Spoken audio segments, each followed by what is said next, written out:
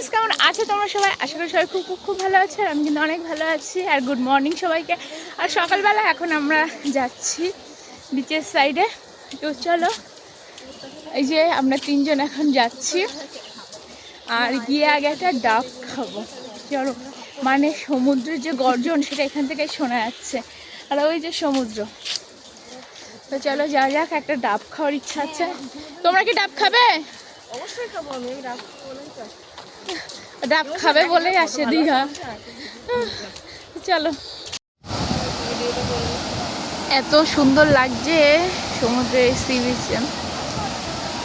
দেখো এখানে অলরেডি স্নান করাও শুরু করে দিয়েছে। আর সমুদ্রটা দেখো কি দারুণ লাগছে।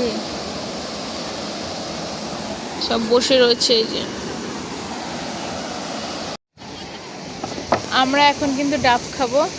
এই যে ডাব কাটা হচ্ছে এদিকে, আর এদিকে যে বসে রয়েছে ডাব খাবে বলে আশায়, মরেছে আশা। এখানে 60 টাকা, 70 টাকা, 80 টাকা ডাব আছে। আমরা খাচ্ছি 70 টাকারটা। সবাই এখন আমরা ডাব খেতে ব্যস্ত।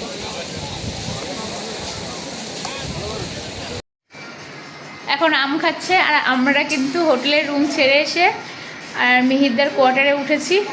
তারপর এখান থেকে আমরা যাব তাজপুর। আর এই দেখো কোয়ার্টারের গাছ থেকে আম পাড়া হয়েছে। এখন আমরা পাকা আম খাচ্ছি। দেখো এখন আম কাটছে। আমঠাম খেয়ে নিয়ে তারপরে কিন্তু দুপুরের খাবারটা ওখানেই খেয়েছিলাম। অবশ্য হোটেল থেকে আনা হয়েছিল। আমরা হোটেলটা একটু দূরে ছিল বলে, মানে খাবার হোটেলটা একটু দূরে ছিল বলে দাদারা মিস্টার মজুমদাররা সব খাবারটা ঘরে এনেছিল। আর আমরা ঘরের থেকে খাবারটা খেয়ে তারপরে কিন্তু বেরিয়ে গেছিলাম শঙ্করপুর আর তাজপুরের উদ্দেশ্যে। শঙ্করপুর আর তাজপুর যাওয়ার আগের ভিউটা যে এত দারুণ লাগলো যে তোমাদের সাথে না শেয়ার করে পারলাম না। তো তোমাদের সাথে শেয়ার করেই দিলাম। আর এত সুন্দর ফাঁকা রাস্তা, মানে এখানেই তো মনে হচ্ছে থেকে যায়। তো আমরা এই সুন্দর দৃশ্য দেখতে দেখতে চলে এসেছি পুরো শঙ্করপুরে। আমরা এখন এসেছি শঙ্করপুরে।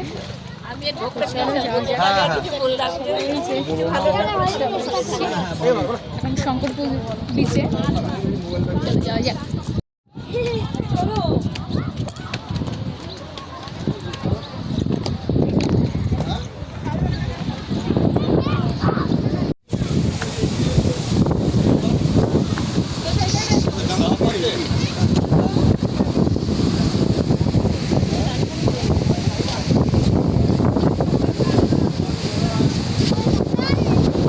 শঙ্করপুর তাজপুর জায়গাটা কিন্তু দীঘার থেকে অনেক তুলনামূলকভাবে অনেকটাই ফাঁকা থাকে। আর এখানে কিন্তু আমরা তাজপুর চলে এসেছি। আর তাজপুর এসে তো সমুদ্র দেখে আমরা দৌড়ে দৌড়ে নেমে চলে এসেছি। এত ভালো লাগছিল। ওই সবার মতন আনন্দ করছিল, কেউ ফটো তুলছিল, কেউ রিলস বানাচ্ছিল। আমি যেমন রিলসটা বানিয়ে নিলাম।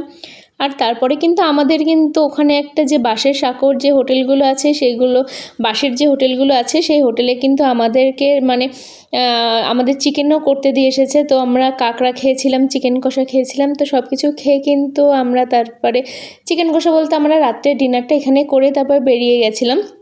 তো আজকের ভিডিওটা কেমন লাগলো তোমরা কিন্তু অবশ্যই কমেন্টে জানিও। আর যদি ভালো লাগে থাকে প্লিজ লাইক কমেন্ট শেয়ার করো।